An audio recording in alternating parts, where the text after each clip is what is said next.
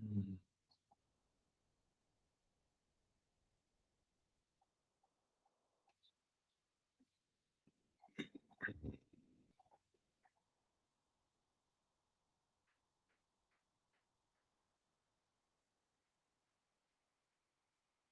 Vamos então dar início à nossa 12ª aula, hã, e última, né. Hoje a gente encerra esse curso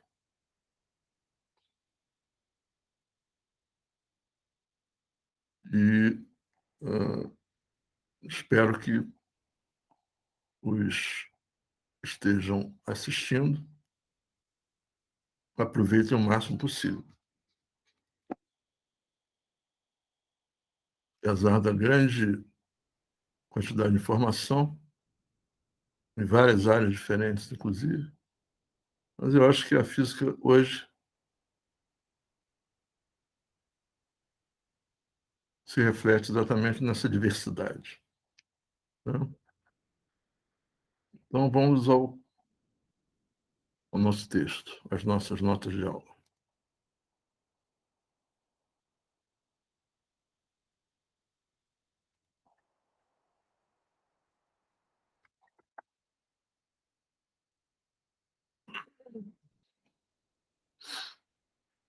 Eu vou apresentar hoje 2 trabalhos razoavelmente recentes,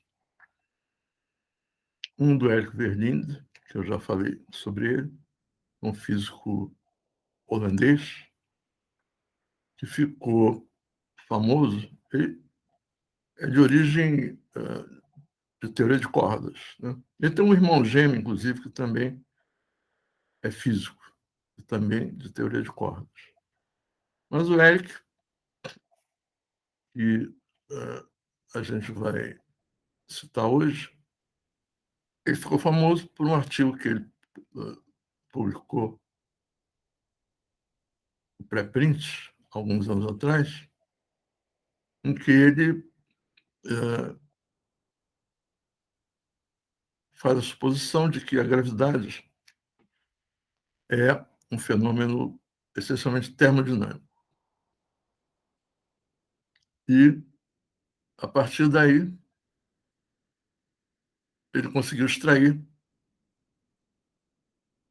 as equações gravitacionais da teoria newtoniana. Foi um impacto na época, ele não era conhecido mundialmente, exceto por alguns especialistas, né, em teoria de cordas, mas essa publicação dele criou espaço na imprensa, na mídia, né, não só especializada, e de lá para cá ele vem produzindo,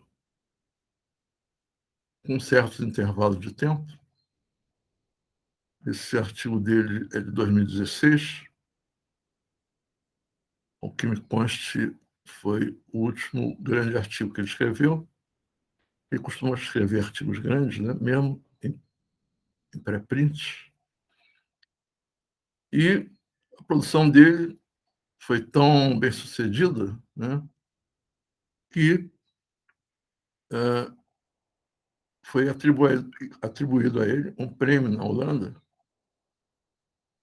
com o nome do filósofo Spinoza, que não era holandês, ele era era espanhol, mas de mãe portuguesa. A língua materna do Spinoza, que se chamava Bento, inclusive, hã, era o português. Spinoza, ele e a família foram obrigados a se refugiar na Holanda, então Países Baixos, por causa das perseguições da Inquisição. Eles eram judeus. Ele ficou conhecido, Spinoza, não só por suas ideias que eram heterodoxas em relação às filosofias e metafísicas vigentes, que eram inteiramente calcadas e recalcadas, né, pela Igreja Católica, né, medieval, e ele mudou o nome para Baruch. Então, o nome com que ele é conhecido, o nome com o qual ele assinou seus livros de filosofia, tem livros famosíssimos, né? A Ética de Spinoza talvez seja o mais famoso. Ele se assinava como Baruch Spinoza. E na Holanda, que foi o abrigo dele, na época não havia perseguição religiosa na Holanda, nos Países Baixos, né? Holanda, Bélgica, se criou um prêmio para contemplar intelectuais holandeses de várias áreas. E coube, se não me engano, em 2012, ao Vernind, o prêmio da fundação que administra esse prêmio Spinoza. Ele ganhou a bagatela de 2,5 milhões de euros para suas futuras pesquisas. Depois do prêmio, levou 4 anos, né, até ele escrever esse artigo. É um artigo interessante, heterodoxo, né, como são os artigos do Vernind, como eram os textos do próprio Spinoza.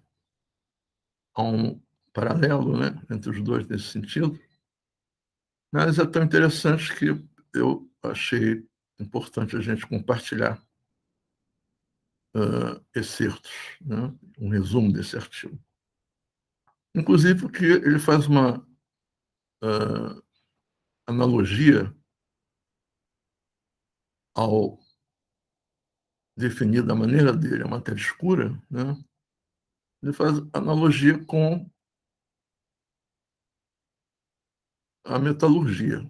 Como a gente já falou em metalurgia quando citou o recusimento quântico, né, alguns termos a gente já conhece. Muito poucos, mas é o suficiente. Mas é interessante a gente ver que a influência, né, ou digamos assim, a tendência de se pensar em analogias com fenômenos da matéria condensada, né, seja na cosmologia, seja na física de partículas, né, permanece há muitos anos e vai se aprimorando, aperfeiçoando. Os argumentos são cada vez mais detalhados e até profundos, né? Então, o título do artigo é esse aqui: Gravidade Emergente e Universo Escuro. Ele parte, evidentemente, do seu modelo anterior, de uma gravitação que nasce, que emerge, né, a partir da termodinâmica, mas ele chega a resultados interessantes.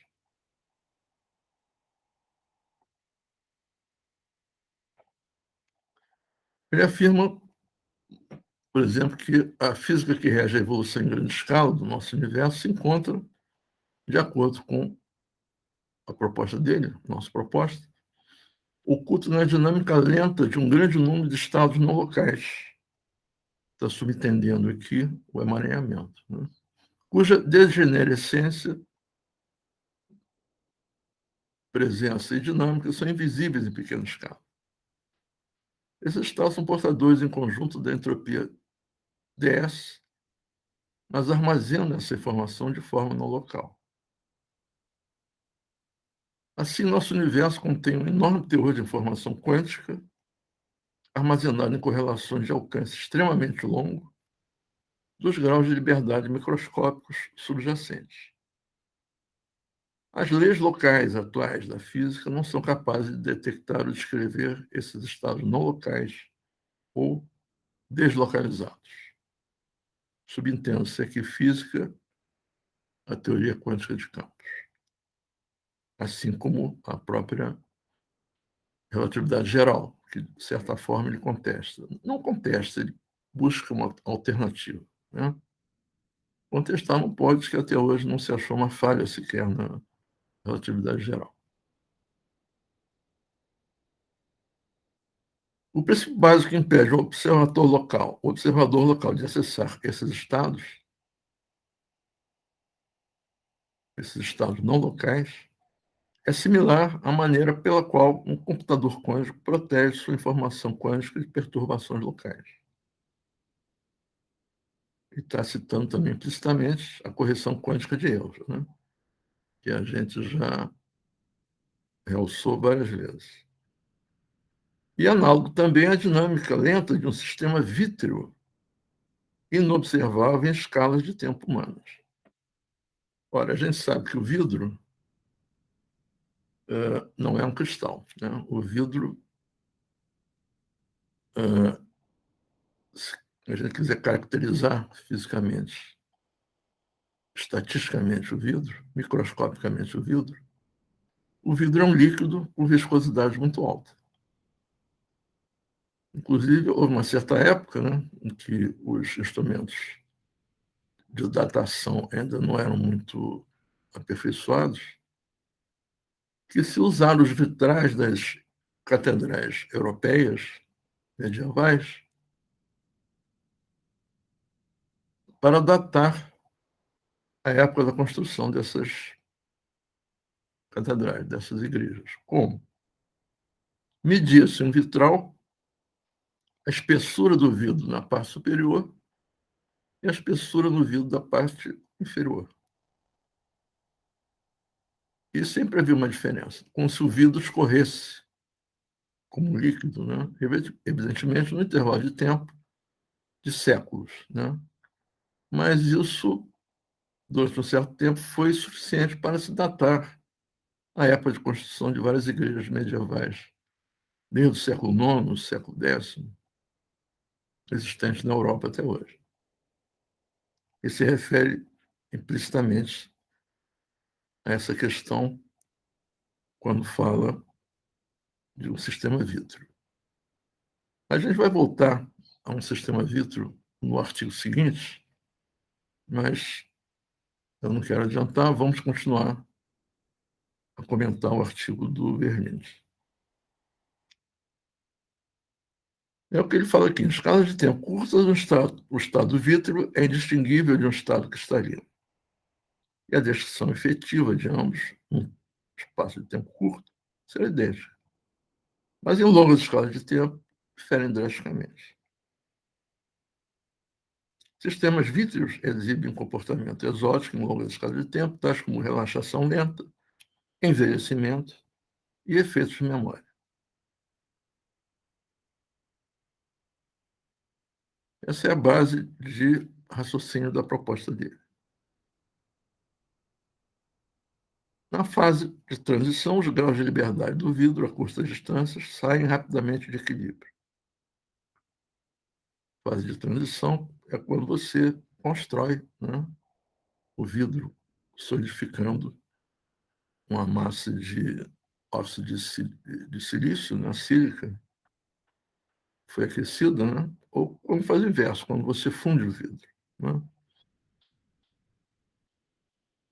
A dinâmica lenta a grandes distâncias permanece ergódica, em equilíbrio termodinâmico. O que chamam de ergódica é que você pode.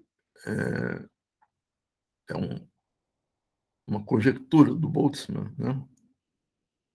Teorema ergódico, na verdade, nunca foi teorema, nunca foi demonstrado, mas que em um sistema estatístico você pode considerar, identificar grandes intervalos de tempo com um número muito grande de componentes desse sistema. O Bernini afirma que a dinâmica lenta a grande distância permanece ergódica em equilíbrio termodinâmico.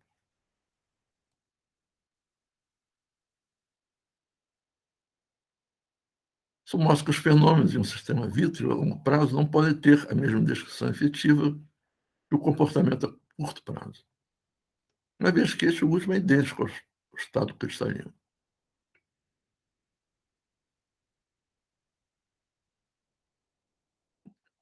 Então, ele quer desenvolver uma teoria efetiva para a dinâmica lenta de um estado vítreo. Então, é necessário retornar à descrição macroscópica e compreender adequadamente a origem do seu comportamento vítreo. A proposta do Verlinde é que a mesma configuração física se aplique microscopicamente ao nosso universo.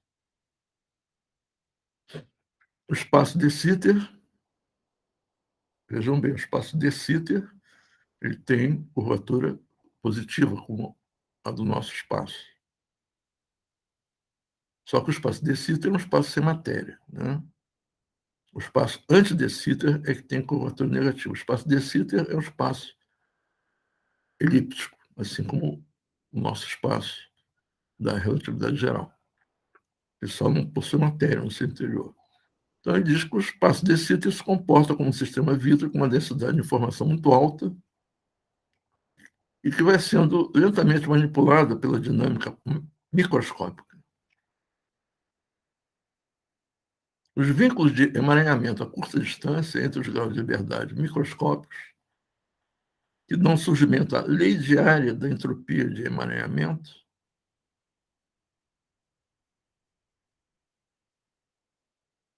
eu falei nisso quando citei alguns artigos que usavam a dualidade da DSFT, que o Verlinde não vai usar, apesar dele ser originário de teoria de cordas, né? Mas ele vai procurar fugir disso. Tanto é que ele está falando no espaço de Sitter e não no espaço antes de Sitter. Ele quer um modelo realista, né? Mas essa lei diária da entropia de emaranhamento, ele está se referindo também implicitamente àquela lei de Ryu-Takayanagi, né?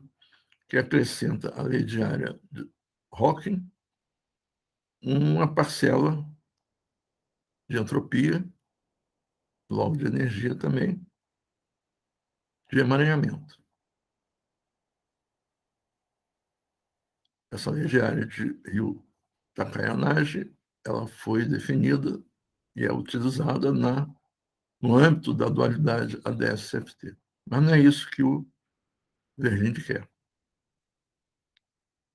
Então, esses vínculos de emaranhamento a curta distância são muito difíceis de alterar sem interveniência, por um lado, de energias extremamente altas, ou, por outro lado, sem a superação de gigantescas barreiras entrópicas.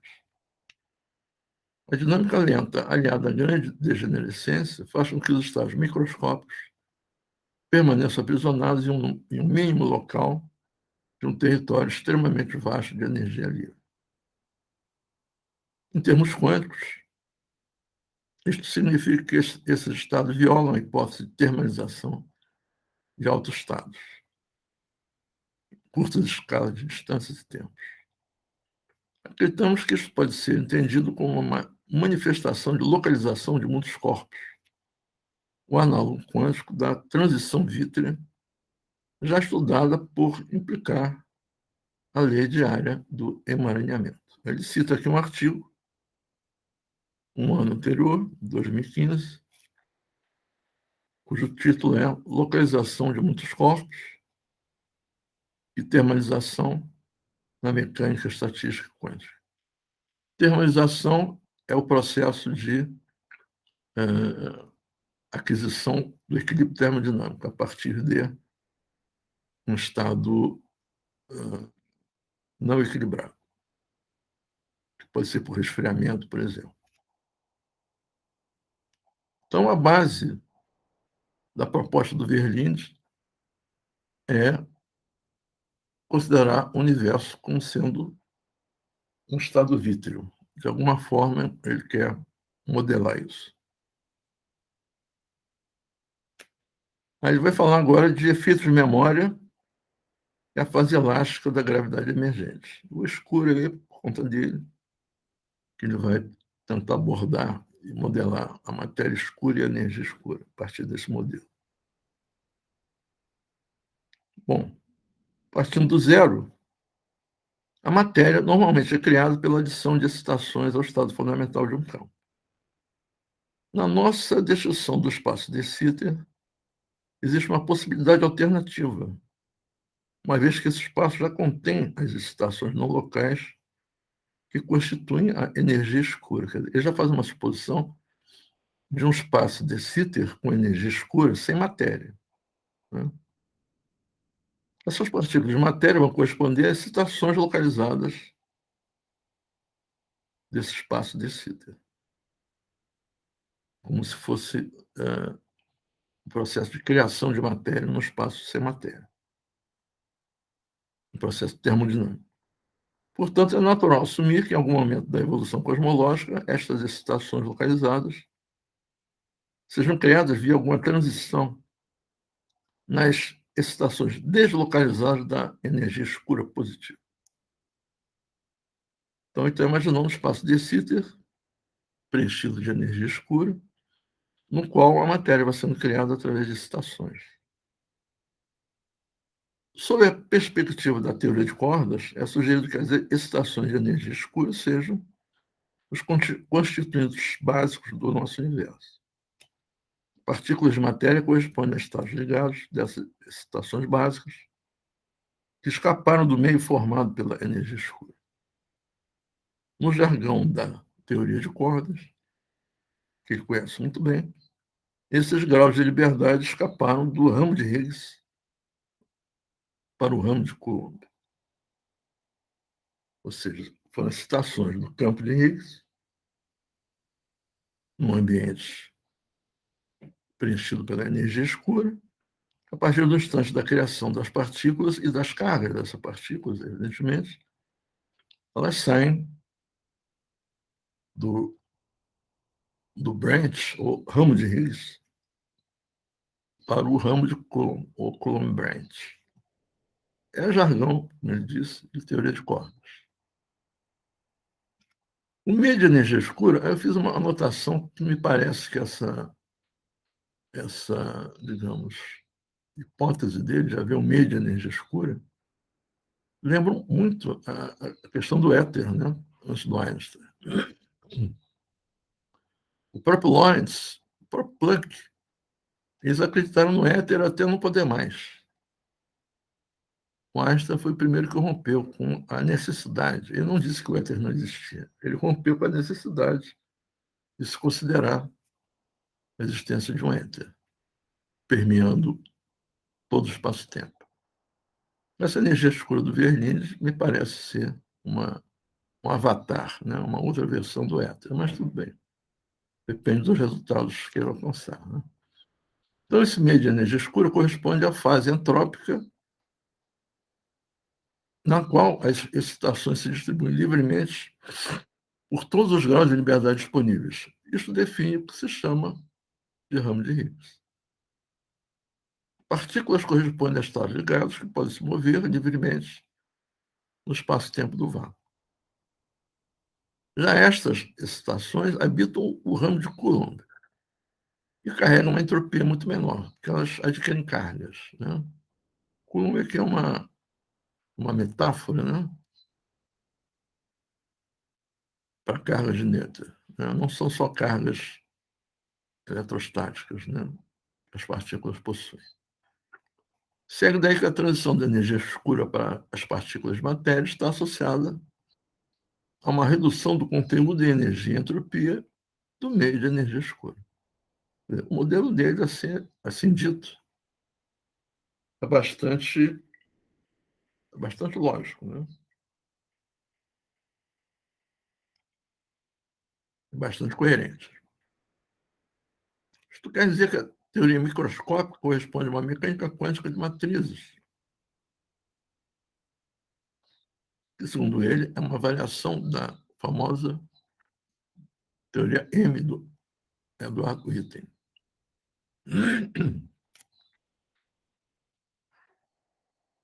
que se encontra em uma fase mista, Coulomb-Higgs.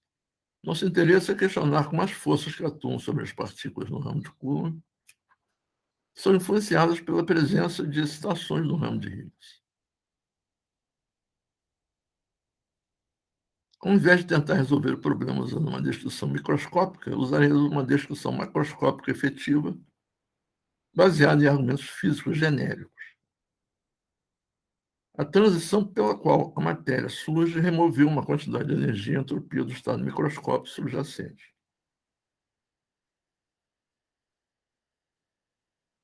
Da matéria escura, da energia escura, né? A redistribuição resultante da densidade de entropia com respeito à sua posição de equilíbrio pode ser descrita por um vetor de deslocamento. Aí ele começa a querer formular o modelo dele matematicamente. Uma vez que lidamos com um sistema com temperatura não nula, temperatura finita, o deslocamento de entropia conduz a uma alteração na densidade de energia livre, ou energia de Gibbs.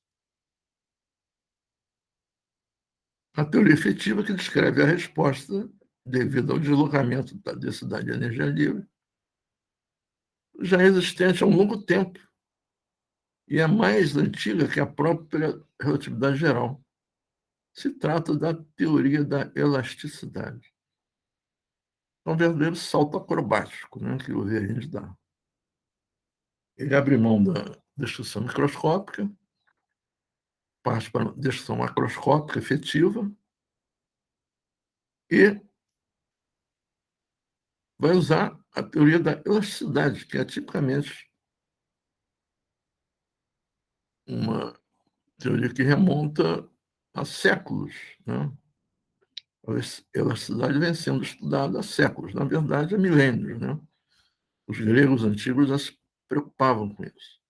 Mas ela só adquiriu o status de teoria da elasticidade, no sentido de um modelo matemático,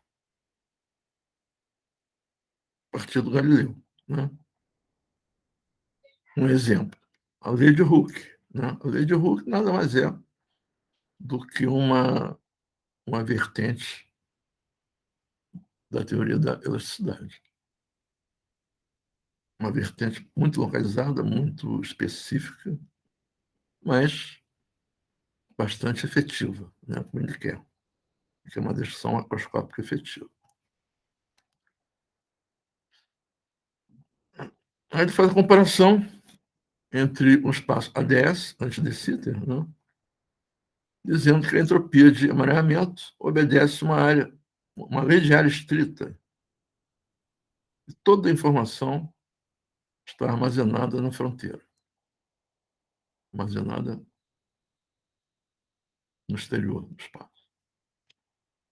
No espaço de Sitter, a informação se deslocaliza dentro do volume do bojo. Somente no espaço de Sitter, a matéria cria um efeito de memória na energia escura, no meio de energia escura, ao remover a entropia de uma região de inclusão.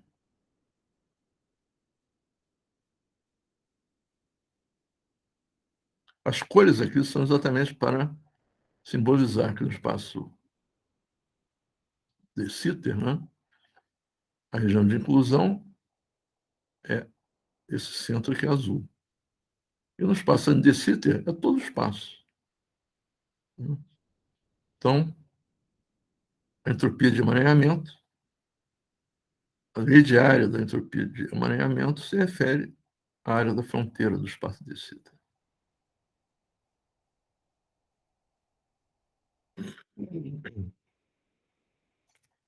E aí ele cita o trabalho fundamental, o primeiro, né, sobre elasticidade. Um trabalho de 1957. Determinação do campo elástico de uma inclusão elipsoidal, problemas correlatos. Um outro trabalho, de 1959, do mesmo autor. O campo elástico exterior a uma inclusão elipsoidal. Esses trabalhos, segundo ele, são sob tensão, estresses residuais que ocorrem em metais manufaturados que são sujeitos a uma transição martensística em pequenas regiões que são chamadas de inclusões. Aqui eu fiz uma inserção, ou uma inclusão, sem fazer trocadilhos, para explicar o que ele quer dizer com efeito memória de forma. Se trata de uma liga, né? Uma liga com efeito memória de forma, que tem até uma sigla em inglês, SMA, Shape Memory Alloy. É uma liga metálica que se recorda de sua forma original, de modo que, após deformada, ela pode retornar ao formato anterior ao sofrer aquecimento.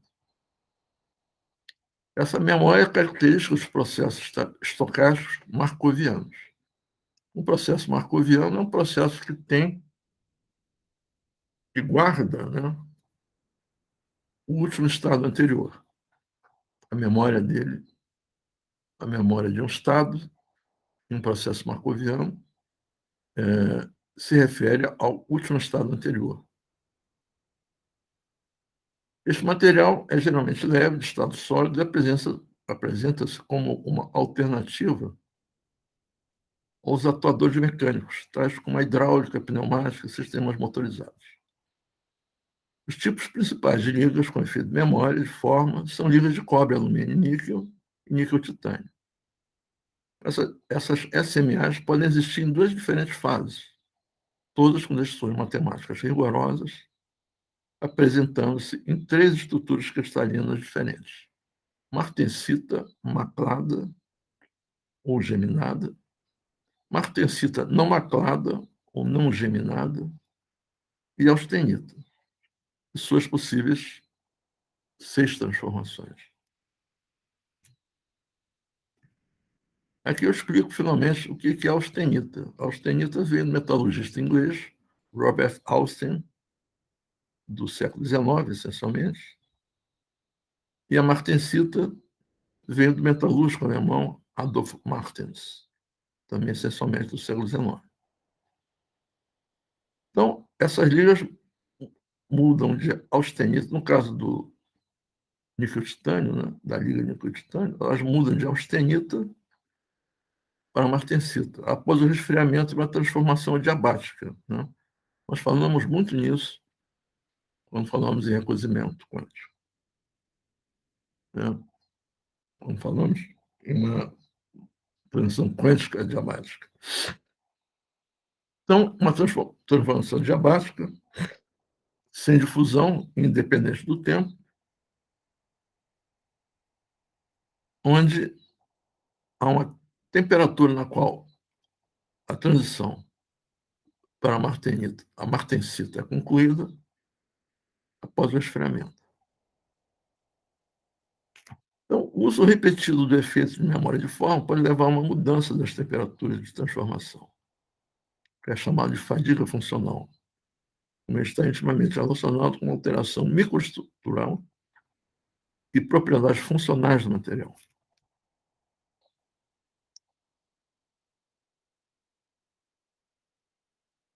Isso tudo para explicar o que chama de liga com efeito de memória de forma, né?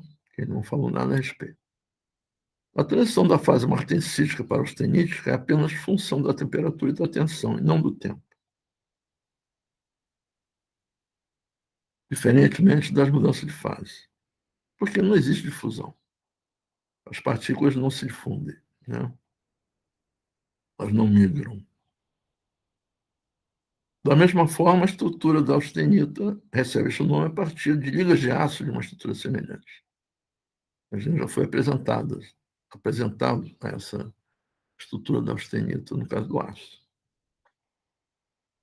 É a transição adifusional, isto é, sem difusão de nenhuma das duas estruturas, reversível entre essas duas fases, que resulta em propriedades especiais. Enquanto a martensita pode ser formada a partir da austenita pela têmpera de um aço carbono, este processo não é reversível. Portanto, o aço comum não apresenta o efeito de memória de forma. Finalizando essa apresentação de memória de forma, né? Nessa figura abaixo, I de T representa a fração volumétrica da martensita. a diferença verificada entre o aquecimento e o resfriamento apresenta a esterese, indicando que a energia mecânica é dissipada no processo. A forma da curva depende das propriedades do material da liga, como o endurecimento, por exemplo. E as duas figuras seguintes, que são fotos de microscópios eletrônicos, né, mostram alterações microscópicas na martensita com a temperatura.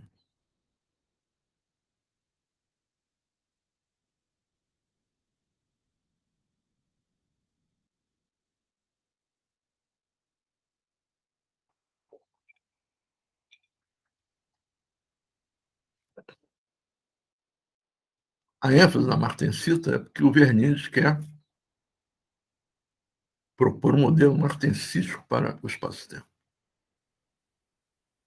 Digamos assim, que é um salto hercúleo, né? Mas com 2,5 milhões de euros no bolso, a gente pode especular o quanto quiser. Ele usa outro contexto, que já é um artigo mais recente, de 87, a dinâmica de polímeros emaranhados.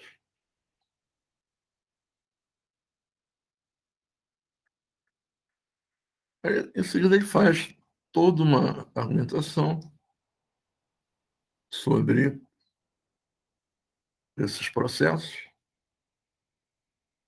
Ele usa o trabalho dele anterior da emergência termodinâmica da gravidade, no espaço anti-de Sitter, para determinar um montante de entropia que está associado a uma certa massa M.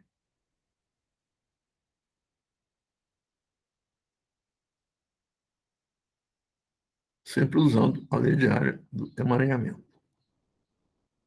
Depois que ele obtém esse resultado no espaço anti-de Sitter, ele aplica ao espaço de Sitter, né? Ou seja, ele muda a métrica.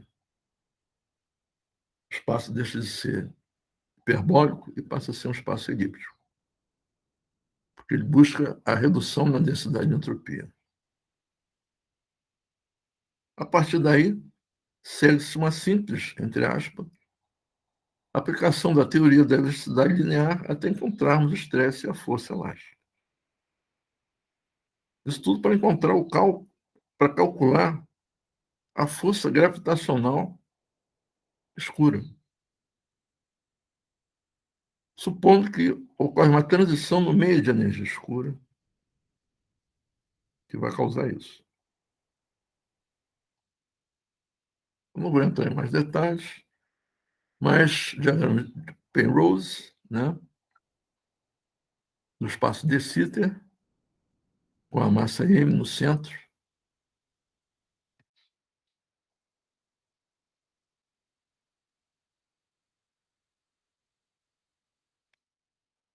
Depois ele analisa o efeito da matéria sobre a entropia e sobre a energia escura. Eu não vou entrar em detalhes, né, sobre, inclusive, a matéria emergente, como ele disse, são excitações da energia escura, né? Essas excitações ou partículas, né, vão reduzir a entropia e o emaranhamento. Aí vem uma série de contas, ele introduz um formalismo matemático, né, usando a solução de Sitter e Schwarzschild, acha uma métrica, acha o potencial newtoniano associado àquela massa M e vai em frente, até encontrar a entropia no espaço de Sitter, que é alterado de um montante negativo, ou seja, ela é subtraída, né, desse montante, após a inclusão explícita do potencial newtoniano. É um verdadeiro exercício de acrobacias, né? Saltos mortais.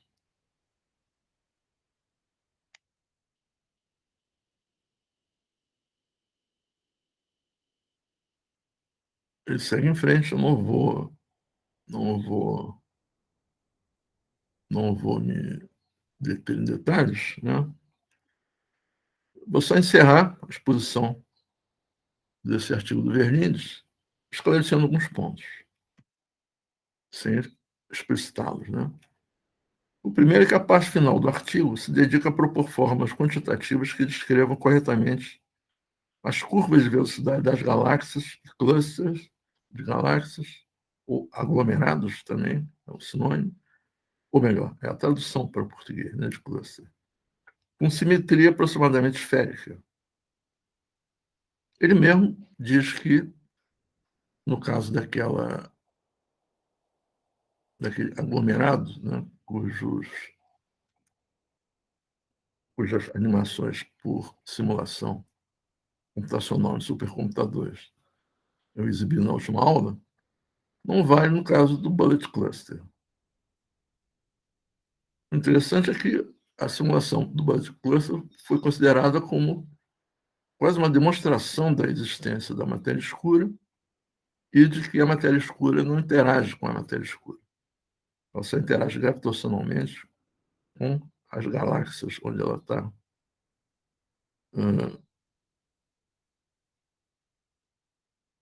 às quais ela está conectada. Mas, mesmo assim, mesmo descartando, né, aglomerados não esfericamente simétricos, em 2019 foram encontrados erros, né, nos cálculos do próprio Bernoulli. Ele não respondeu até hoje. Segunda observação. Observações astronômicas obtiveram razoável coincidência, concordância com os resultados teóricos do Bernoulli, com a ressalva das galáxias anãs, cujos raios viriais, ou seja, os raios são dados através do teorema do Virial sobre energia potencial e energia cinética, né? Com esses raios viriais menores ou iguais a 1 kPa, que é uma medida de distância cosmológica, né? Terceiro, o enfoque restrito na passagem do espaço de Sitter para o espaço que conhecemos, usando a métrica LF-RW, ou seja, Lemaitre, Friedman, Robertson Walker, e não usando a métrica de Schwarzschild, como ele usou.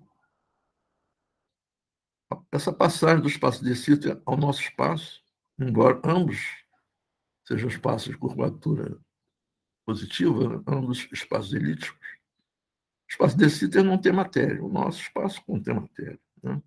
E quem rege esse nosso espaço com matéria é a métrica de Robert Walker, né, como é chamada abreviadamente, e não pela métrica de Schwarzschild. E surge uma descontinuidade cosmológica, né? Cosmologia não era o forte, não é o forte do Vernides. Uma outra consideração, uma outra observação. A não consideração da cronologia ou história térmica do universo, essas temperaturas aqui, eu explico por quê. Essa temperatura aqui ela corresponde à energia da QCD, à escala de energia da QCD. Abaixo de 150 MeV ou abaixo de 10 a 12 Kelvin, né, os radons são formados.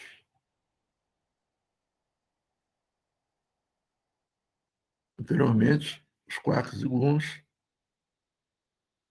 estão livres, são livres, né? A partir abaixo desse nível de energia, eles se confinam e formam prótons, nêutrons e partículas mais pesadas. E essa outra energia aqui, 250 gigaelectronvolts, que equivale a 10 a 15 K, é a energia, a escala de energia da interação eletrofrágil. Acima dessa energia, acima dessa temperatura 10 a 15, as interações eletromagnéticas e interações fracas, né, decaimento, se fundem em uma interação apenas, a interação eletrofrágil. Abaixo dessa energia, há separação entre os fenômenos eletromagnéticos e os fenômenos de decaimento. Então, ele não leva em conta essas escalas, ele vai direto para uma descrição macroscópica baseada na teoria da elasticidade, né, que é uma teoria bastante elástica, digamos assim, bastante antiga, né? E ainda mais, também não considera esse intervalo de energias e temperaturas, né, de 10 a 15 Kelvin e 10 a 32 Kelvin. Aqui a gente já viu que é a escala de energia eletrofrágil, né? Abaixo dessa energia, as interações eletromagnéticas e fracas se separam, né? E essa outra escala de energia, ela corresponde à escala de energia das teorias unificadas gerais, das GUTs. Em uma GUT, ou em uma teoria unificada generalizada, todas as interações são a mesma. Não há separação entre energia forte, entre interação forte, interação fraca e interação eletromagnética. E a grande distância, né, que existe, uma distância de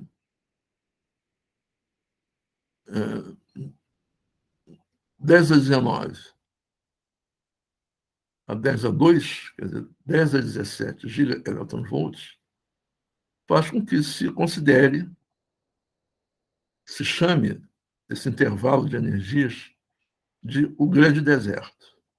Ou seja, entre esses dois extremos de energia aqui, não se sabe o que aconteceu exatamente, não se sabe nem se o modelo padrão é válido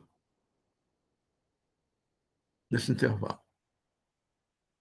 Se ele for válido nesse intervalo, isso tem que ser provado, talvez experimentalmente, mas não tão cedo, por causa da alta escala de energia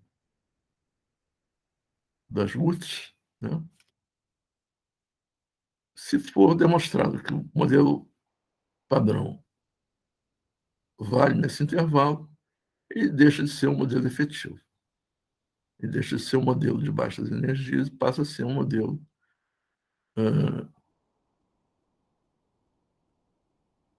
também altas energias. Um modelo global. E aí finaliza-se esse artigo acrobático do Verlinde. E eu vou passar a um segundo exemplo, né, de análise do espaço-tempo ou de hipótese, né, especulativa.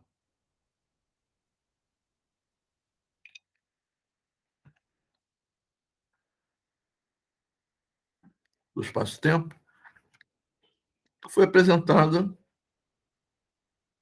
em 2008 por Anthony Zee e Eric De Giulio.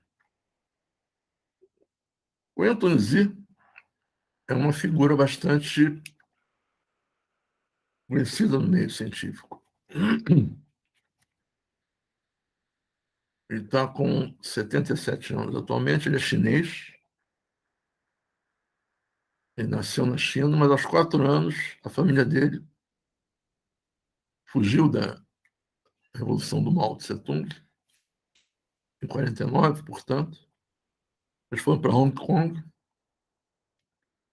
O pai dele era comerciante, era rico, né? Depois ele, com a Revolução, ele saiu sem nada de lá. Ele, a mulher e os filhos Ele veio, a família inteira veio parar no Brasil, de Hong Kong, via África do Sul. Eles vieram de navio até o Brasil, aportaram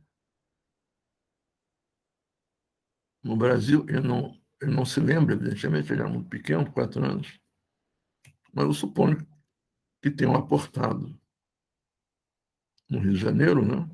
A outra hipótese é que tivesse aportado em Santos, mas Santos era um terminal de cargas, né? Ele não fala se a família veio em um cargueiro. Ele fala em um navio lento. Pode ser que fosse um cargueiro, que era muito mais barato. O pai dele já não tinha muito dinheiro. Nesse caso, eles foram aportar em Santos. E foram para São Paulo, onde se instalaram em São Paulo. Em São Paulo, o Antonizia fez o seu ensino fundamental na época.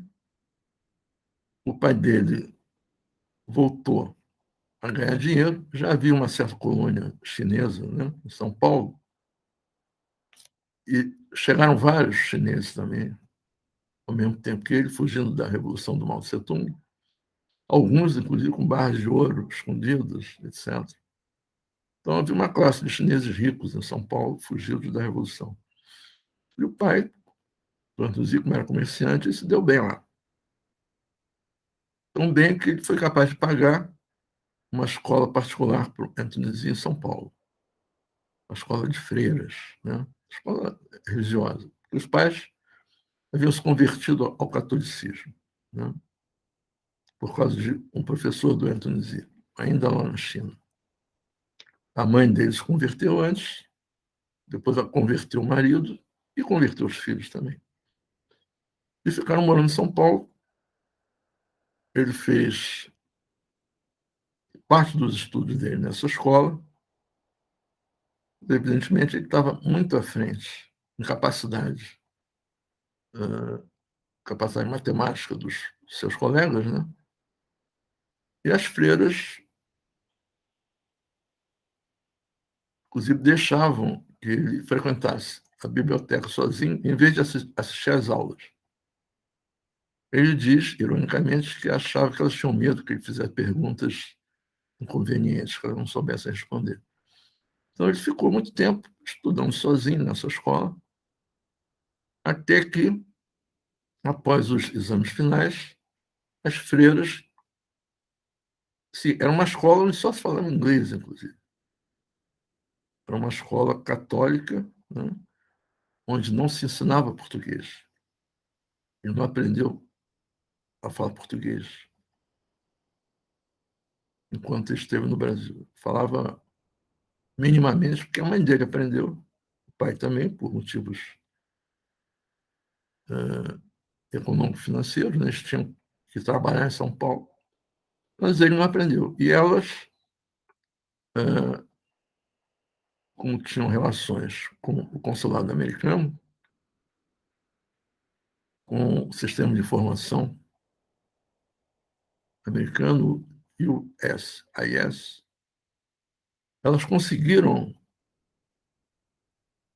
enviar o Anthony Zip para Harvard, com tudo pago. Ele mesmo dizia, eu sempre fui um cara de muita sorte. Então ele saiu de São Paulo para Harvard, um salto quântico, realmente. Salto quântico internacional. Mas a família dele ficou em São Paulo. Ele tem, até hoje, parentes em São Paulo. Interessante isso, né? Ele tem vários livros, ele é muito conhecido, mais conhecido, inclusive, por causa dos livros que ele escreveu sobre facilitações, né, de tópicos da física moderna a físicos. Tem o QFT em uma caixa de nós, né, Nutshell for Physicists, e tem relatividade em uma caixa de nós. para físicos e outros. Tem muitos livros de, de formação e informação científica. E ele está em Santa Bárbara até hoje, está com 77 anos, mas, como se vê, continua, pelo menos até 2 anos atrás, ou 1 ano e meio atrás, digamos, produzindo. Né? E esse artigo aqui, então, é com uma outra versão do artigo do Verlinde, né? Mas de uma forma distinta.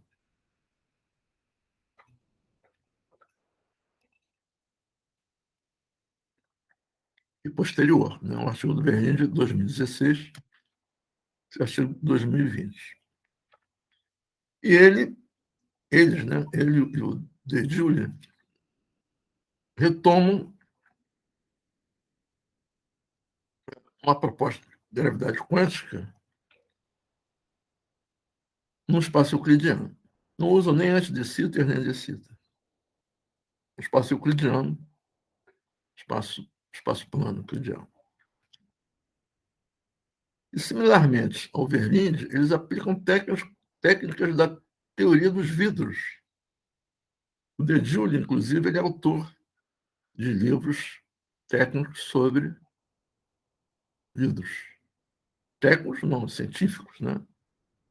Estrutura do vidro, etc, etc. É uma literatura bastante extensa. Eles assumem e afirmam, né, que a função de partição euclidiana encobre estados instáveis, mas esses estados podem ser contados. Isso leva a quê? À entropia. Né? Então, isso poderá conciliar resultados conflitantes sobre o vácuo de De Sitter, isso também se refere ao trabalho do Verlinde, né? E poderá ser relevante para o problema da constante cosmológica, que ele chama de CC. Aí eu fiz uma tradução livre também de alguns excertos, né? A seguir, na apresentação do artigo, eles dizem: nossa compreensão corrente do universo é um casamento infeliz entre a teoria quântica de campos e a teoria da relatividade generalizada. Isso talvez fique mais exposto no problema da constante cosmológica,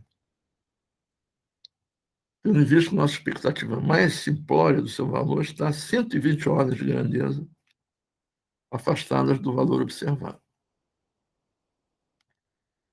Eles citam várias soluções, tentativas, né, para o problema da constante cosmológica, e apresentou a hipótese de que a gravidade euclidiana, considerada como uma teoria estatística de campos, é vítrea. Fantástico, né? Significando que existem exponencialmente muitos mínimos locais da ação que não são vistos por uma função de partição simplória. Embora desprovidos de termodinâmica, estes mínimos locais afetarão fortemente a dinâmica do sistema, implicando que a ação efetiva difere também fortemente de uma ação simplória. Interessante porque o artigo do Verlinde também cita mínimos locais, e aí a gente se lembra do recozimento quântico. Né? A D-Wave se especializou exatamente em buscar mínimos globais. Quando existem muitos mínimos locais, o processador de wave, computação quântica, ele busca aproximadamente, mas com grande sucesso, um mínimo global de um sistema quântico com muitos mínimos locais. Então, um paralelo muito forte entre esses dois artigos, né, do Anthony Zee e do Verlinde, e com a computação quântica via recozimento quântico.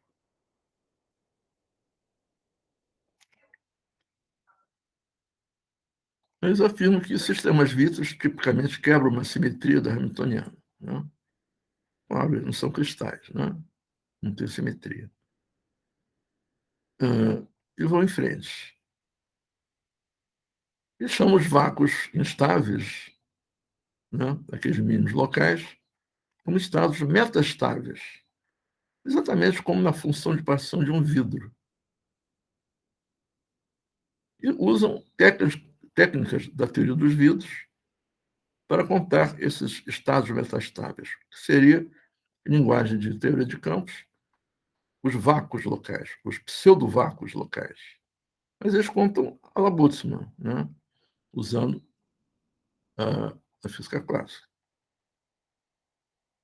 E encontram uma entropia, que eles chamam de complexidade, que chamam de sigma. Ela se anula na fase líquida, se torna não nula na fase vítrea. Tudo isso aí reflete o conhecimento de Joule e a visão deles de associar espaço-tempo a um estado vítreo, uma fase vítrea. Aí perguntam, por que uma fase vítrea estaria presente na gravidade quântica?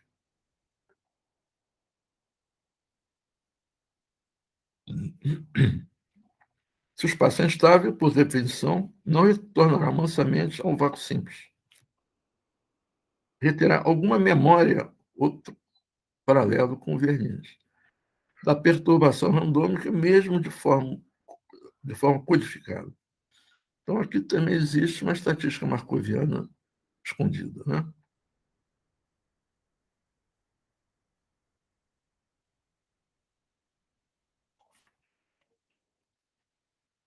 Cada fase equivalente de perturbações, presumivelmente quantizadas na escala de Planck, definirá um estado metastável.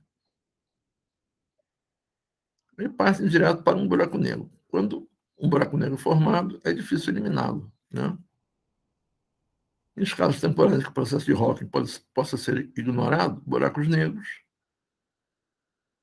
também poderão criar estados metastáveis, ou buracos de minhoca, né? Wormholes. Se a gravidade quântica euclidiana for vítrea, a função de partição Z vai fazer uma supercontagem, quer dizer, vai contar mais estados de forma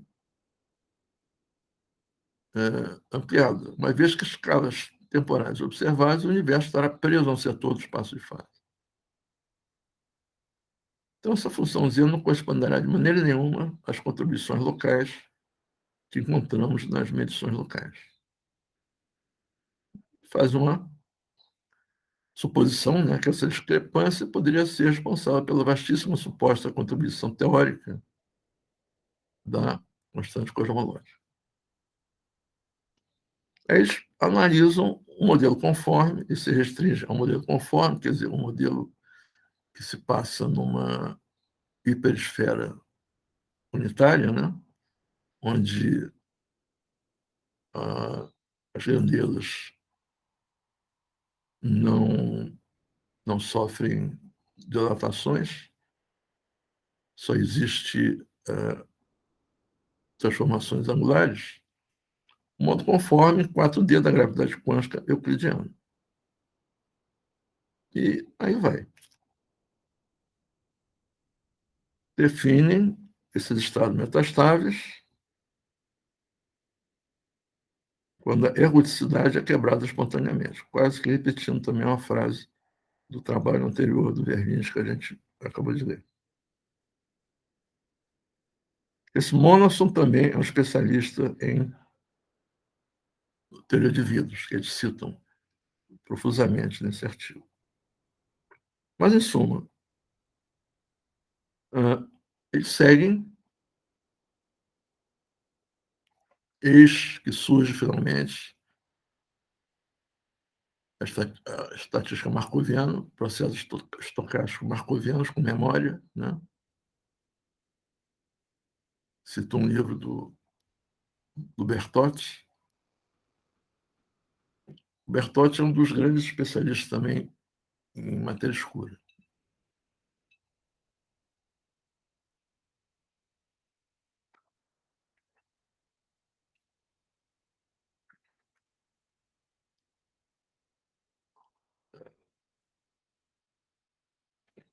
calculam a energia livre ou energia de Gibbs,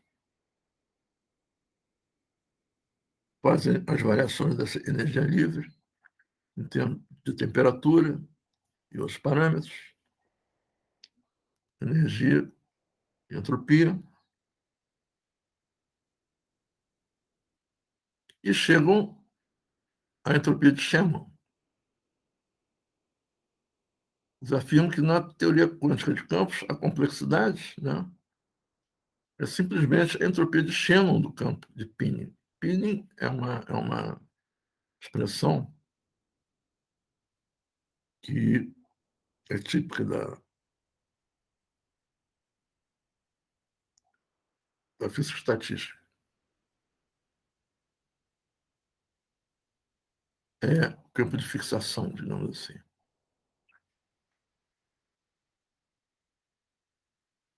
E para confirmar essa afirmativa, basta definir o traço sobre o campo de Pinning como sendo esse traço aqui, essa funcional. E encontram a entropia de Shannon.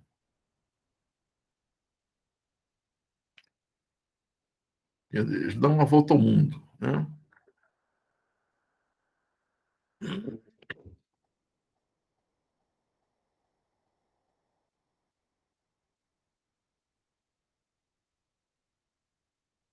Eu não vou me alongar mais, que fica muito técnico isso. Quando chegam na gravidade quântica, que é a meta deles, né? Estão até agora em uma teoria de campos euclidiana geral. Agora quer especializar a análise anterior no caso da gravidade. Também não vou entrar em detalhes, que não é muito a cara do nosso curso. Eu só estou querendo ressaltar, como eu falei antes, os pontos de contato entre essas especulações de campos e de cosmologia, né, com a informação quântica. Inclusive, eu abandono o restante, porque é muito técnico e não tem a ver com a nossa finalidade aqui. E, no final, eles apresentam uma discussão, né, por aplicar os métodos da teoria dos vidros para contagem de modos instáveis na gravidade quântica euclidiana, considerada apenas no seu setor conforme.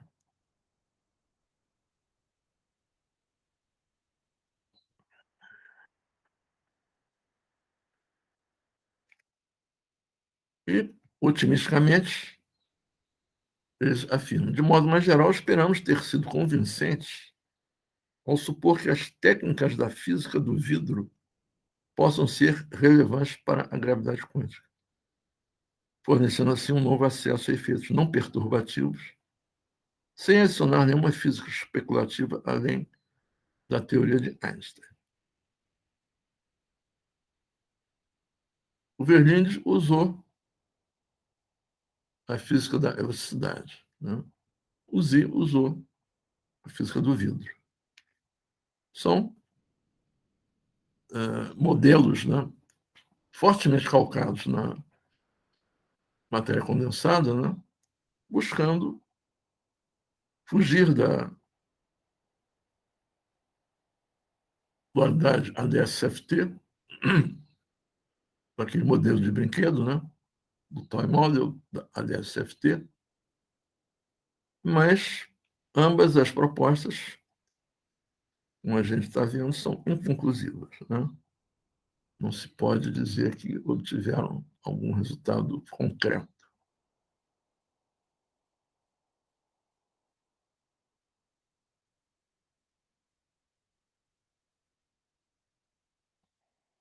E eles indicam, ao final, um trabalho aqui como referência, de 2019, em que a dinâmica pode ser usada para construir uma conexão natural entre sistemas clássicos desordenados e a teoria quântica de campos. São especulações bastante amplas. E aqui vamos às nossas conclusões finais, sem mais delongas.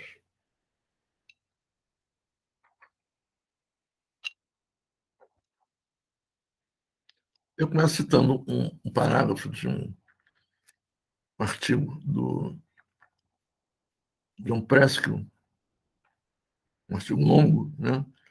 Acho que ele escreveu a convite em comemoração aos 40 anos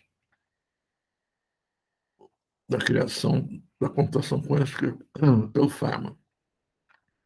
Eu comecei o curso, inclusive, falando nesses 40 anos, né, da computação quântica. A gente pode acrescentar aquela lista de comemorações que o Hillel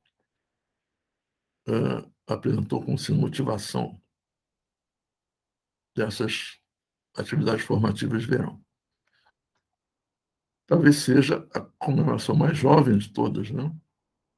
Não é um centenário, não são 90 anos, mas 40 anos é um bom tempo, né?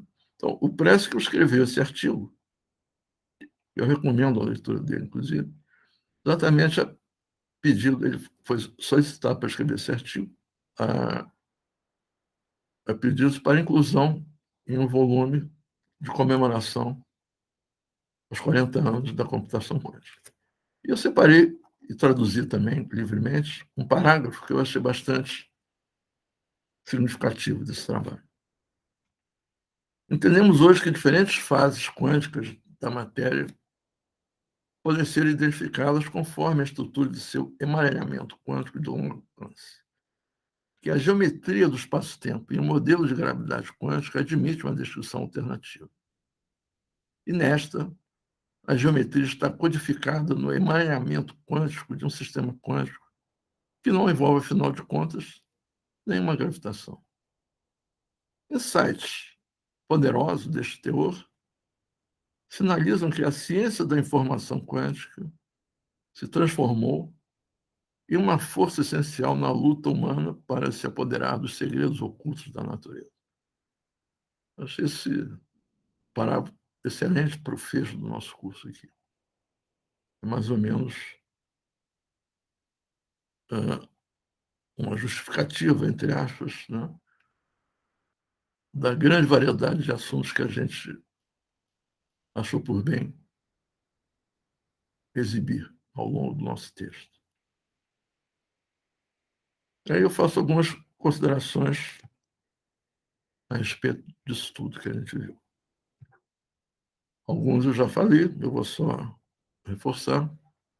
Por exemplo, a computação quântica possui pelo menos duas vertentes. Uma, entre aspas, oficial, que é calcada na ciência da computação e na teoria da informação.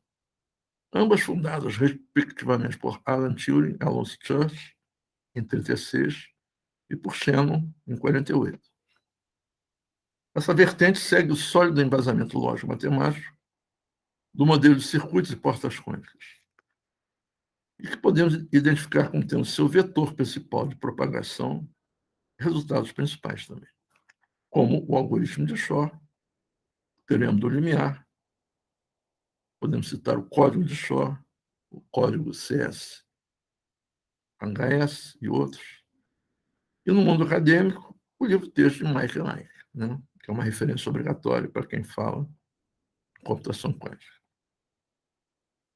Esse livro foi formador de pelo menos uma geração de cientistas da computação. Ele apareceu em 2000, foi reeditado em 2010, né, e até hoje não precisou ser, digamos assim, reformulado, né? Teve mínimos acréscimos em 10 anos, né?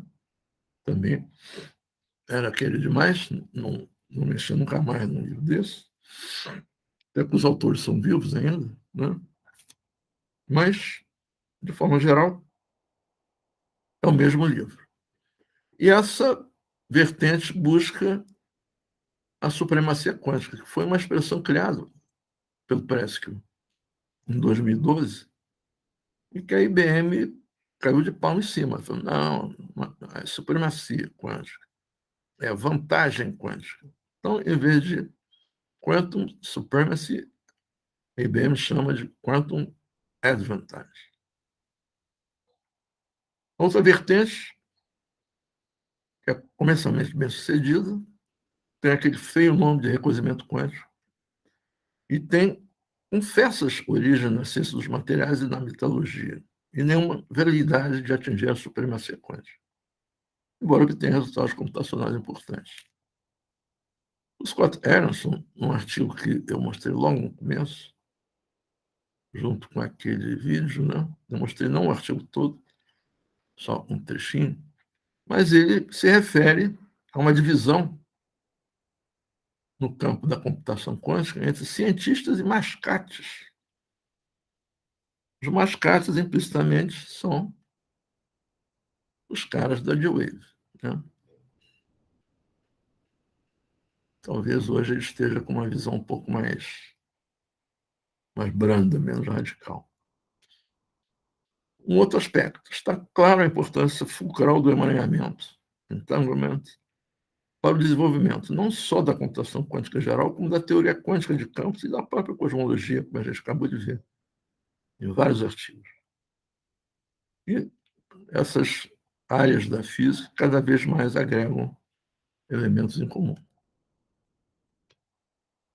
Um comentário que a gente não podia deixar de fazer é que a ideia original de Feynman, em 1981, de que a física quântica poderá ser simulada por computadores quânticos, ela só vem somando, ela só vem acumulando pontos a favor.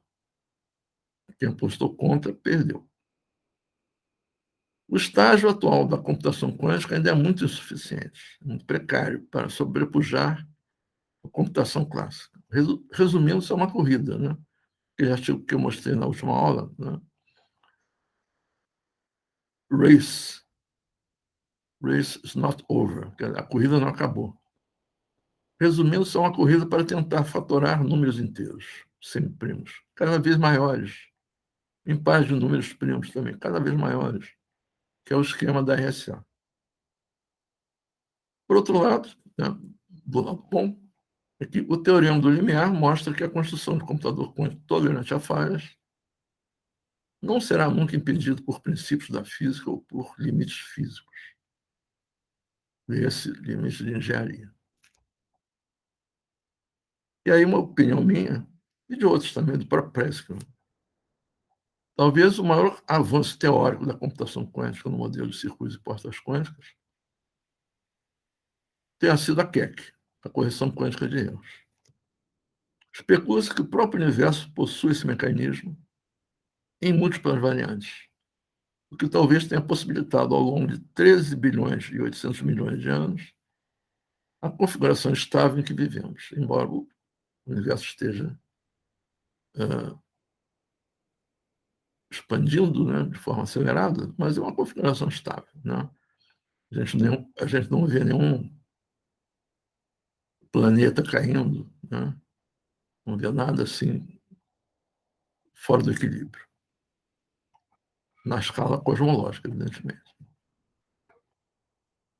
Pode ser que se origine na Keck a própria formação das estrelas, das galáxias e dos buracos negros, assim como, por que não, a própria evolução das espécies vivas.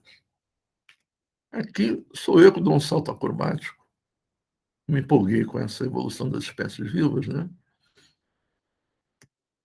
Eu li recentemente a opinião de especialistas, né, brasileiros sobre a cepa Ômicron da Covid-19, eles dizendo a Dalcomo era da Fiocruz, Dalcomo era da Fiocruz, e o Vetina foi diretor da Anvisa por muitos anos.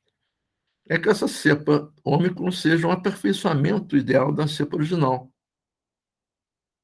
Ele sempre pensa que o vírus ele quer vencer a gente, né? Ele quer sempre criar uma variante mais mortal.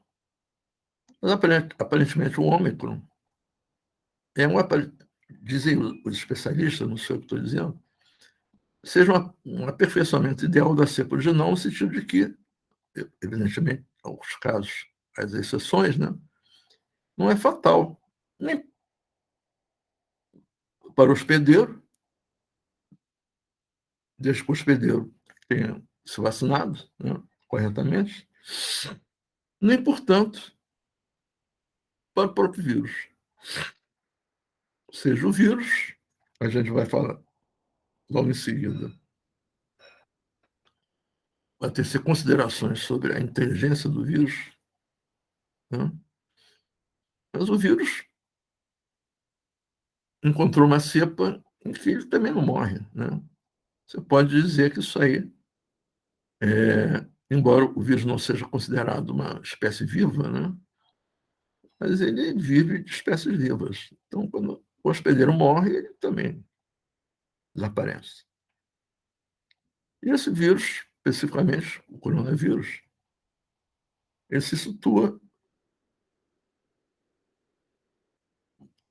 numa escala espacial da ordem de 70 nanômetros, né? O diâmetro de um coronavírus é da ordem de 70 nanômetros, ou 700 angstroms, que é a fronteira entre o macrocosmo clássico da nanofísica e o microcosmo quântico, que você pode considerar como sendo um angstrom, né? O raio de Bohr tem meio angstrom. Naquela fímbria cinzenta onde ocorre o famoso colapso da função de onda. E é instigante pensar que esta mutação evolutiva, que pode preservar simbioticamente as espécies humana e viral, possa estar nos mostrando aqui e agora a quieto em ação.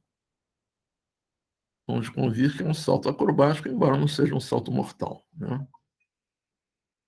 É um salto saudável. E estamos chegando aos finalmente. Vamos falar da inteligência em um vírus, né? O Antônio Rosa Damasio é um neurocientista português, mundialmente famoso. Ele mora em Los Angeles, ele é diretor do Departamento de Neurociência na Universidade da Califórnia do Sul, USC, e tem uma fila de livros sobre neurociência, né, desde os anos 90. E o último livro dele, 2021, se chama Feeling and Knowing, sentindo e conhecendo. Você pode interpretar também como sentindo e sabendo, né? Feeling and Knowing. Nesse livro ele descreve dois tipos de inteligência, a partir do conceito de homeostase. Homeostase é um processo de equilíbrio, né, genérico, em que os corpos vivos buscam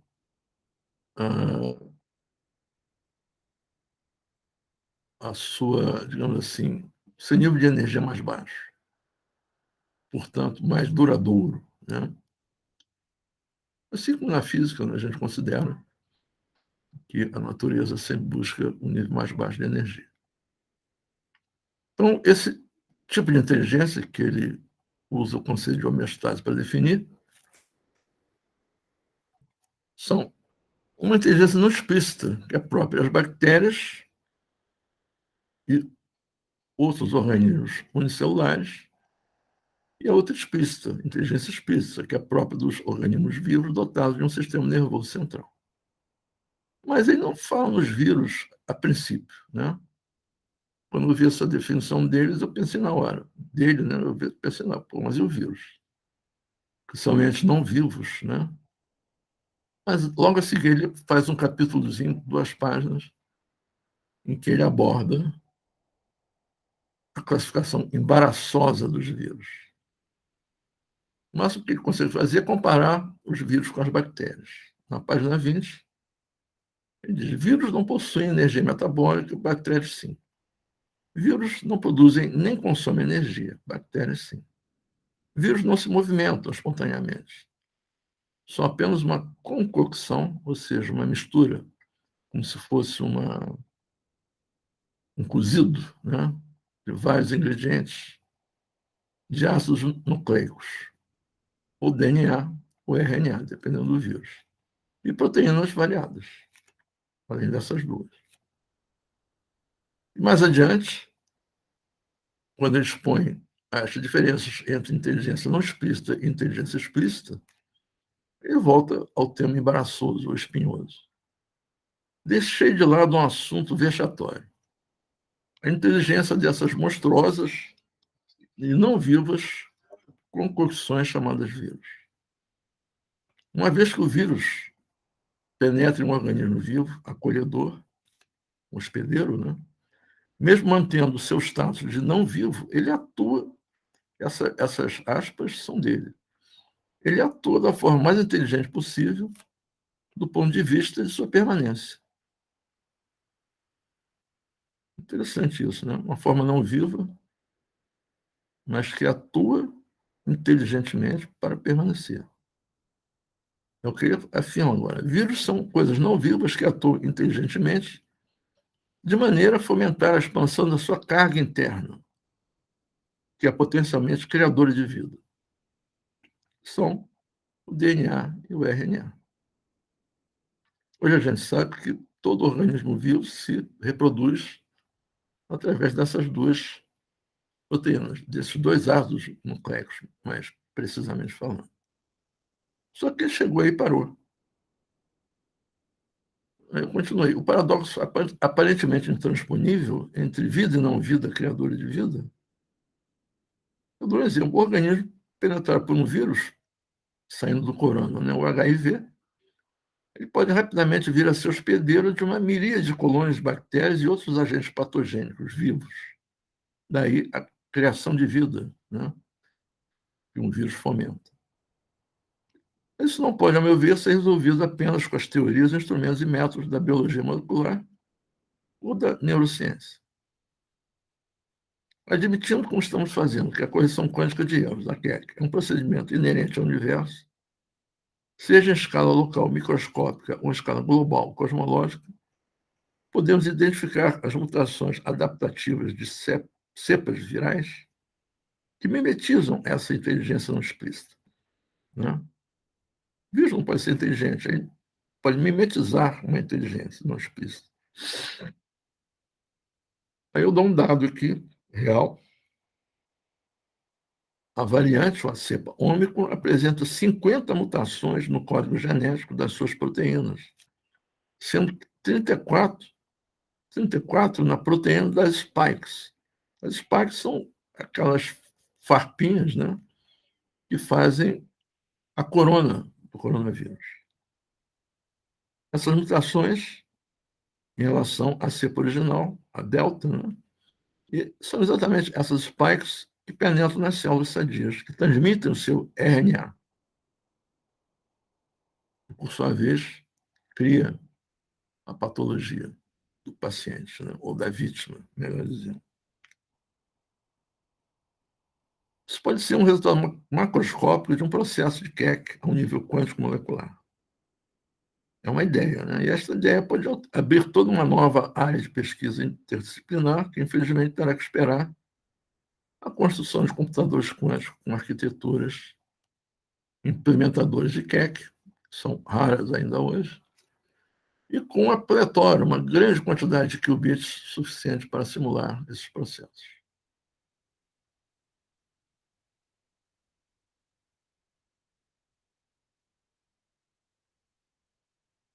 E a última e derradeira observação aqui, estendendo essa hipótese, né, universal da correção quântica de erros,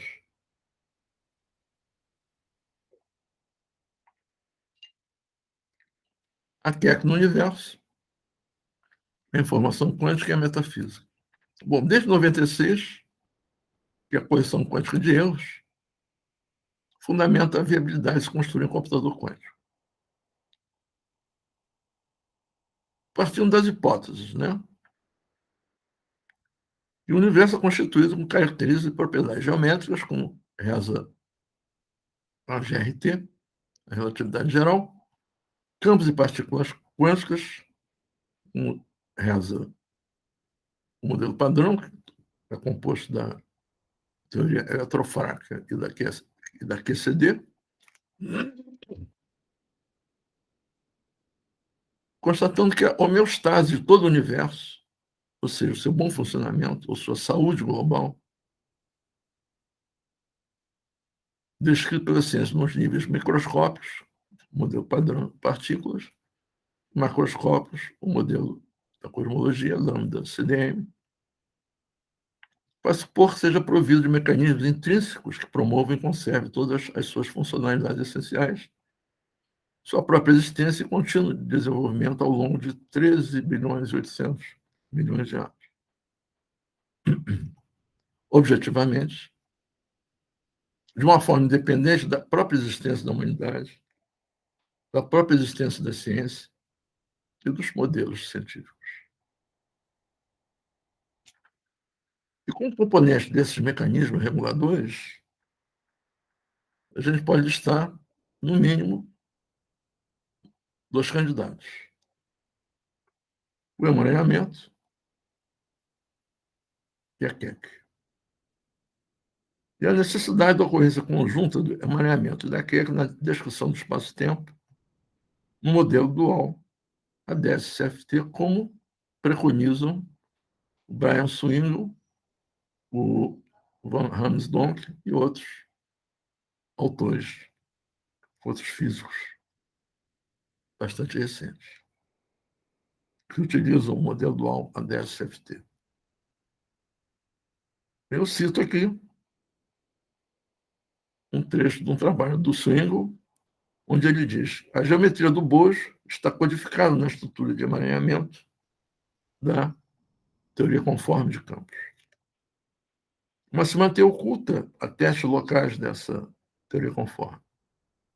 Regiões pequenas na fronteira da teoria conforme estão associadas com pequenas parcelas da geometria do bojo próximas à fronteira. Aparentemente, o interior profundo do bojo descreve um emaranhamento não local entre os graus de liberdade da teoria conforme. E continua. De que maneira a informação quântica do bojo se encontra codificada no emaranhamento não local da fronteira da CFT, se mantendo ao mesmo tempo oculta nos testes locais? Encerro a citação aqui.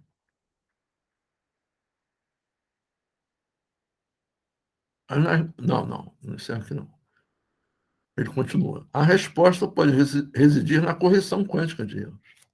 O próprio Swingle afirma isso.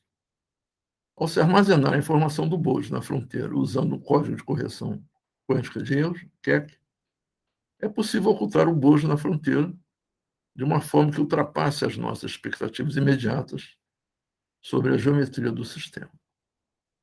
E uma vez que seja requerido o emaranhamento não local, em conjunto com o código de correção quântica de erros, a necessidade de se armazenar a informação do bojo na fronteira de forma robusta faz concluir que o próprio emaranhamento é crucial para a construção do bojo, ou seja, da CFT. Então, o Swingle, esse artigo é de... Eu já citei esse artigo, não me lembro se é de 2018, mas o próprio Swingle, ele une as duas coisas, né? O emaranhamento e a correção quântica de erros, indissoluvelmente. Aí vem o meu final, já que eles falaram tanto, vou falar um pouquinho também.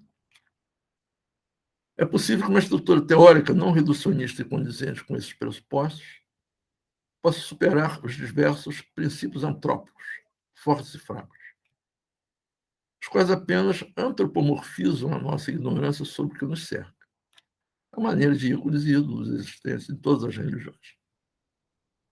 Princípios antrópicos são metafísica e não ciência. Não esquecendo que por trás de toda ciência há cientistas, portanto, há uma ou várias metafísicas, como Galileu, Descartes, Leibniz, Einstein e inúmeros outros membros do panteão científico mostraram. E que quando a metafísica é ruim, no sentido de propagar o seu conteúdo subjetivo sem superar, se contrapor ou acrescentar aos paradigmas científicos vigentes, a ciência decorrente também será ruim, será incompleta, tergiversa, inconclusiva. Mas, atualmente, parece que isso não está sendo muito bem observado. Na contramão da objetividade científica, defendendo que a medição experimental de uma variável quântica é uma, entre aspas, experiência pessoal, eu me pergunto como poderia o experimento de Alan Aspect, com seus resultados objetivos e definitivos, ser uma experiência pessoal de Asper, uma extensão do seu corpo. Faz sentido dizer que cada um dos bilhões de hadrons produzidos e detectados diariamente no LHC é uma experiência pessoal de cada um dos milhares de experimentalistas envolvidos nas várias colaborações do LHC, CMS, ELIS, LHCb, etc. Bom, nessa contramão surgiu entre 2000 e 2010 os chamados bayesianistas quânticos.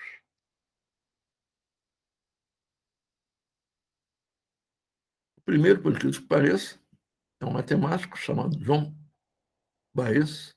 Eu gosto muito dos livros do John Baez. Ele é primo da Joan Baez. O pai da Joan Baez era físico, inclusive, tio do John, e foi o pai da Joan Baez que o induziu a ser cientista. Mas em 2013 ele escreveu um artigo chamado Teoria da Probabilidade Bayesiana e a Mecânica Quântica, em que ele começa a defender o casamento entre bayesianismo e a mecânica quântica em termos de eliminar a dificuldade que representa você definir uma medida em mecânica quântica. Já em 2010, digamos assim, o surgimento oficial, o Christopher Fuchs, que é um físico bastante conhecido, escreveu um livro, um artigo, melhor dizendo,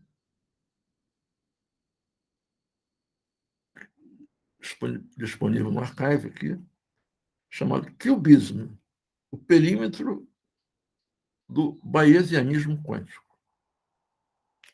A partir daí surgiu uma forte corrente entre físicos de projeção mundial, David Mermin, Ray Strater e outros.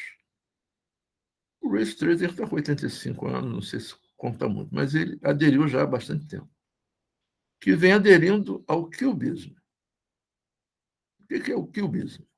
É uma interpretação subjetivista da mecânica quântica, centrada na estatística bayesiana. Chegou-se a se escrever um livro que a Harvard patrocinou, a imprensa universitária Harvard,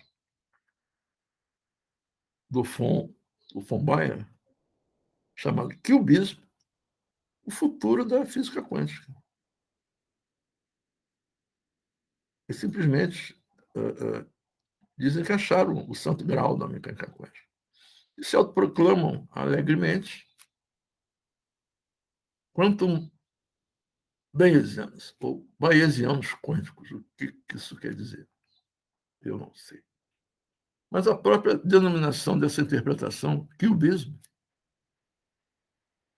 em inglês, a pronúncia é exatamente a mesma do cubismo, do Pablo Picasso, do Juan Gris, George Braque, Jean Meslier, e surgiu em 1910 e 1920 como sendo uma revolução nas artes plásticas, né, abandonando a pintura clássica, chamada pintura clássica. Inclusive a própria pintura impressionista, né, que já havia rompido, de certa forma, com a pintura clássica. Mas o próprio nome, né, realça um viés marqueteiro dessa história toda. E explica, evidentemente, porque houve uma grande divulgação em revistas científicas e na mídia em geral. O David Mermin afirmou, em uma entrevista em 2013, simplesmente o seguinte: esta visão da mecânica quântica difere das outras, quer dizer, todas as outras são nada, né? Como, tão radicalmente, como o cubismo difere da pintura da Renascença. É um autoritarismo, é um negócio absolutamente radical, né? Simplesmente ele joga no lixo, desde 2013, todas as interpretações da mecânica quântica que não são o cubismo, dizendo que elas são renascentistas. Bom, não que eu acho que ser renascentista é um defeito. Eu, particularmente, eu associo o Renascimento, em primeiro lugar, ao Leonardo da Vinci, né? É o cara que fazia de tudo. Ele era pintor, era engenheiro, era escultor e o diabo quatro, escritor, poeta. Mas é uma visão, no mínimo, estreita, né? Mas, como eu disse, o Merlin, isso foi há 8 anos antes, né? Ele está com 85, ele, na época tinha 78, já não é uma idade muito boa para ideias novas, né? Mas é uma visão absolutamente radical e até, digamos assim, mal educada, né? Jogou no lixo as outras interpretações da mecânica quântica. E o pior de tudo é que é uma interpretação subjetivista. Se vocês buscarem no Google o termo cubismo, vocês vão ver as figuras que são associadas a esse cubismo, né? As figuras, digo assim, as ilustrações que são associadas ao cubismo são aterrorizantes, né? É como se o homem fosse um instrumento de medida quântica. Bom, cada um com a sua metafísica, né? E eu finalizo aqui agora com a seguinte observação: a interpretação de uma teoria física não se impõe pelo seu alto teor midiático. A Terra não é plana, apesar do que foi bombardeado, né, através da internet. E sim pelos seus resultados científicos objetivos, após, evidentemente, passar no crivo do experimento, como já nos ensinou Galileu Galilei no século XVII. E aqui eu encerro o curso. Espero que vocês aproveitem, como eu já falei anteriormente, como eu aproveitei, eu aprendi muito com esse curso. Não sabia o que era recozimento, agora sei, por exemplo. Não que eu vá fazer metalurgia, né? Nem usinagem de aço, mas é sempre bom aprender mais alguma coisa. E aqui me despeço. Obrigado pela atenção dispensada e sucesso às atividades formativas de verão.